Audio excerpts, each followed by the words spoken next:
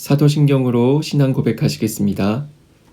전능하사 천지를 만드신 하나님 아버지를 내가 믿사오며 그 외아들 우리 주 예수 그리스도를 믿사오니 이는 성령으로 잉태하사 동정녀 마리아에게 나시고 본디오 빌라도에게 고난을 받으사 십자가에 못 박혀 죽으시고 장사한 지 사흘 만에 죽은 자 가운데서 다시 살아나시며 하늘에 오르사 전능하신 하나님 우편에 앉아 계시다가 저리로서 산자와 죽은 자를 심판하러 오시리라. 성령을 믿사오며 거룩한 공회와 성도가 서로 교통하는 것과 죄를 사하여 주시는 것과 몸이 다시 사는 것과 영원히 사는 것을 믿사옵니다.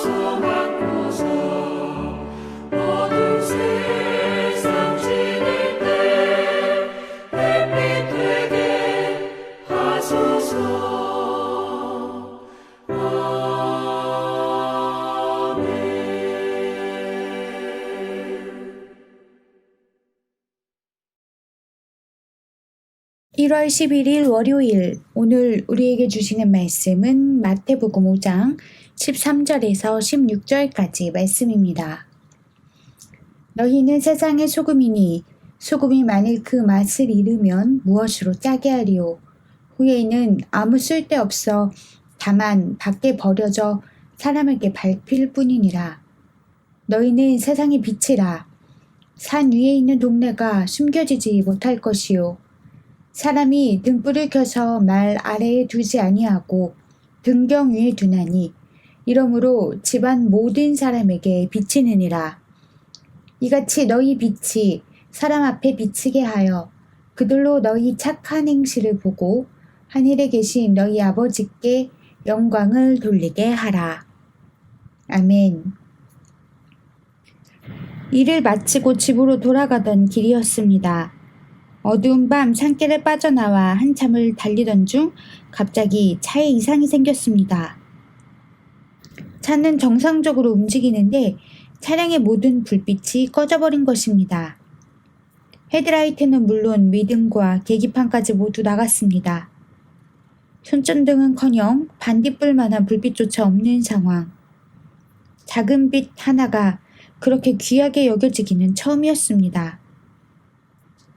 한참을 허둥대다가 결국 달빛에라도 의지해서 가보기로 했는데 막상 출발해보니 생각보다 훨씬 위험천만했습니다. 겨우겨우 사고를 모면하면서 어렵게 집에 다다랐습니다. 그런데 거기서 우리 일행은 놀라운 광경을 목격했습니다. 우리 차와 똑같이 헤드라이트며 미등이 고장난 트럭 한 대가 저 멀리서 오고 있었는데 엉금엉금 기다시피 한 우리와는 달리 속도를 내며 달리는 게 아닙니까?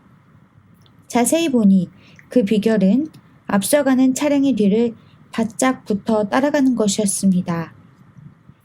이 일에서 두 가지 큰 깨달음을 얻었습니다.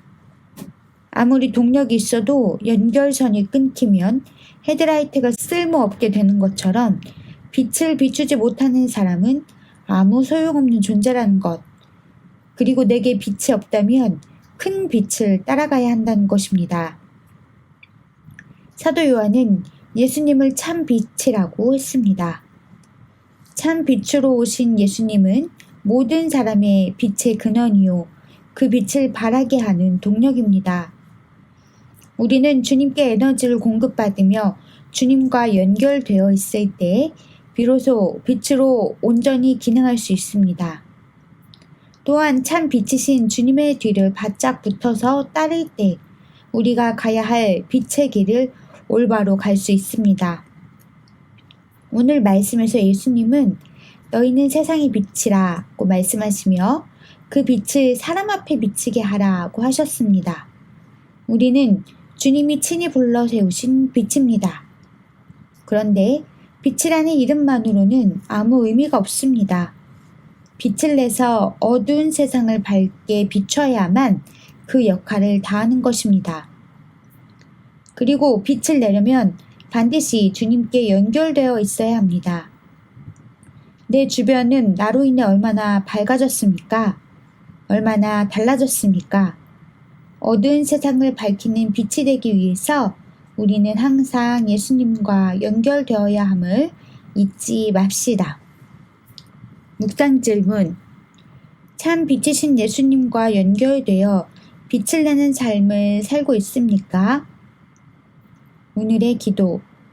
참 빛이신 주님, 세상에 죄악이 가득하여 어둡고 차갑습니다.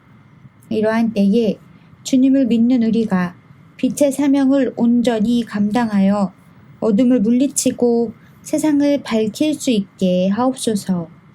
이것을 위해 항상 주님과 든든히 연결된 삶을 살게 하옵소서. 예수님의 이름으로 기도합니다.